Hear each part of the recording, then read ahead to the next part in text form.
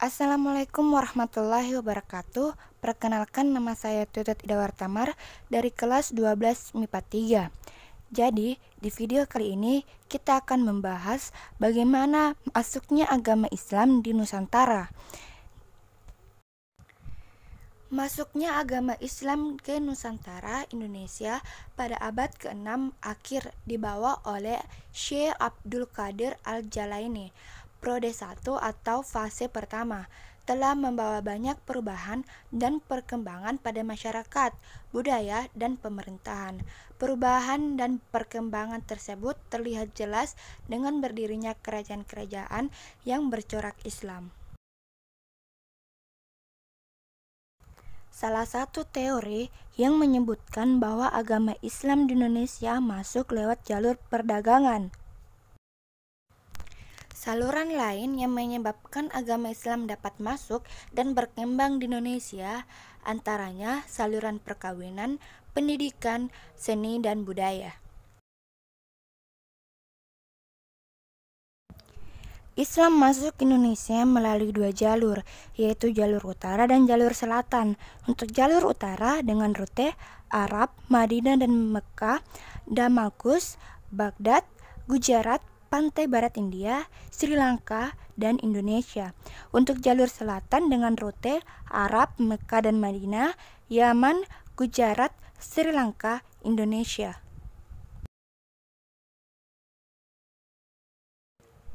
Teori Gujarat yang dilakukan oleh sejarawan Belanda. Teori ini menyebarkan Islam di Indonesia berasal dari Gujarat, India, antara abad ke-7 hingga abad ke-13 Masehi. Kalangan yang berperan khususnya adalah para pedagang. Sejak abad ke-7, mereka telah menerapkan Islam di tengah kegiatan berdagang. Mereka berturut mengenalkan agama Islam masuk ke Indonesia.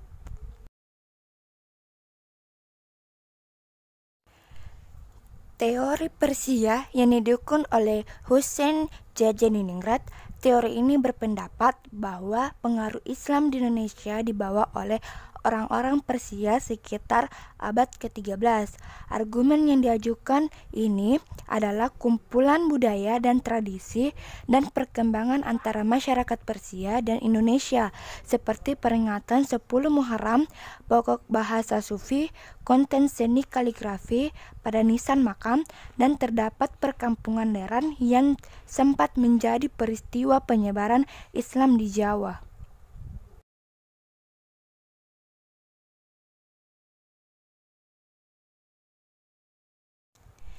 Teori Arab atau teori Mekkah yang diajukan oleh Buya Hamka.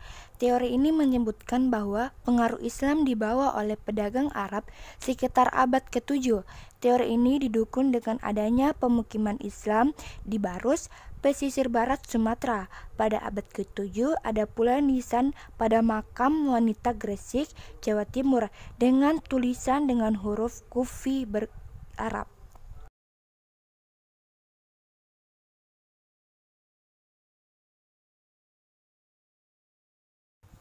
Perkembangan agama Islam di Indonesia semakin pesat dengan berdirinya kerajaan-kerajaan Islam.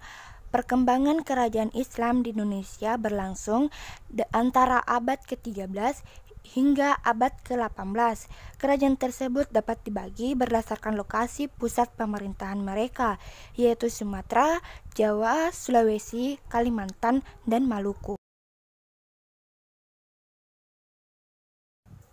Perkembangan Islam di Nusantara.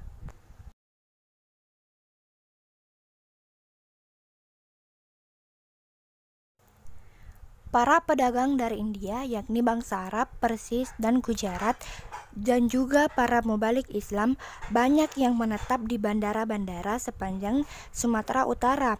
Mereka menikah dengan wanita-wanita pribumi yang sebelumnya telah diislamkan, sehingga terbentuknya keluarga Muslim. Mereka menyiarkan agama dengan cara bijaksana, baik dengan lisan maupun sikap dan perbuatan terhadap sanak famili, para tetangga, masyarakat sekitar.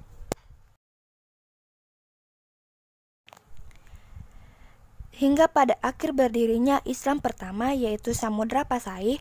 Kerajaan ini berdiri pada tahun 1261 Masehi di pesisir Laut Aceh.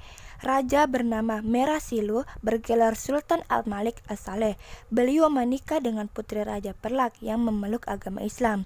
Samudra Pasai semakin berkembang dan bidang politik, ekonomi, dan budaya. Seiring dengan kemajuan kerajaan Samudra Pasai yang sangat pesat, pengembangan agama Islam pun mendapat perhatian dan dukungan penuh. Samudra Pasai terkenal dengan sebutan Serambi Mekah.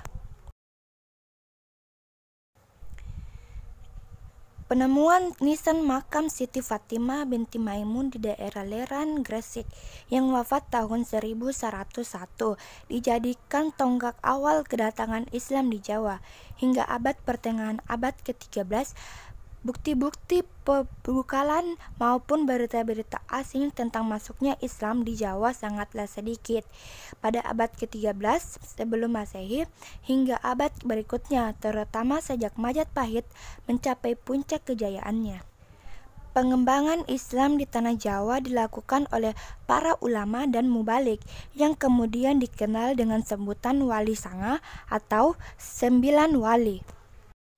Yang pertama, Sunan Gresik, kedua Sunan Ampel, ketiga Sunan Bonang, keempat Sunan Giri, kelima Sunan Rajat, keenam Sunan Gulunjati, 7 Sunan Kudus, 8 Sunan Kalijaga, 9 Sunan Muria.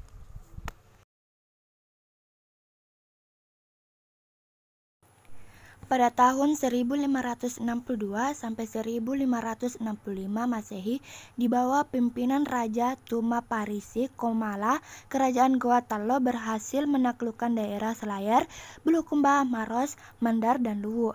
Pada masa itu, di Goa Talo telah mendapat kelompok-kelompok masyarakat Muslim dengan jumlah yang besar dan cukup besar. Atas jasa Dato Ribandang dan Dato Sulaimana, penyebaran dan pengembangan Islam lebih intensif mendapat kemajuan yang pesat. Pada tanggal 22 September 1605, Raja Goa bernama Karaen Tonigalo masuk Islam, kemudian bergelar sebagai Sultan Alauddin. Beliau berhubungan baik dengan Ternate, bahkan mereka pribadi bersahabat baik dengan Sultan Bullah dari Ternate. Setelah resmi menjadi kerajaan bercorak Islam, Goa melakukan peluasan kekuasaan daerah Wajo dan Sopeng, berhasil ditaklukkan oleh tahun 1611 Masehi. Sejak itu, Goa menjadi pelabuhan transit yang sangat ramai.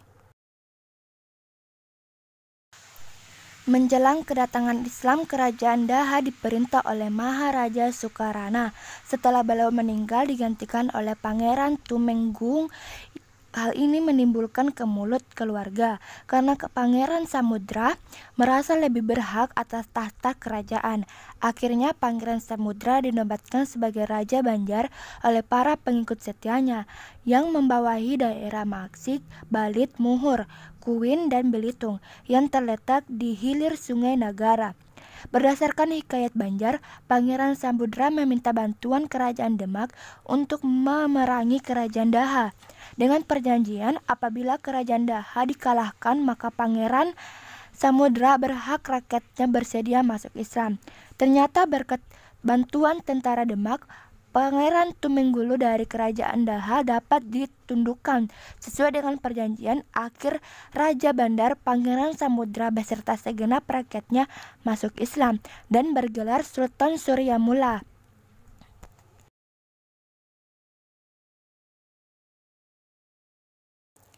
Dan terakhir Maluku.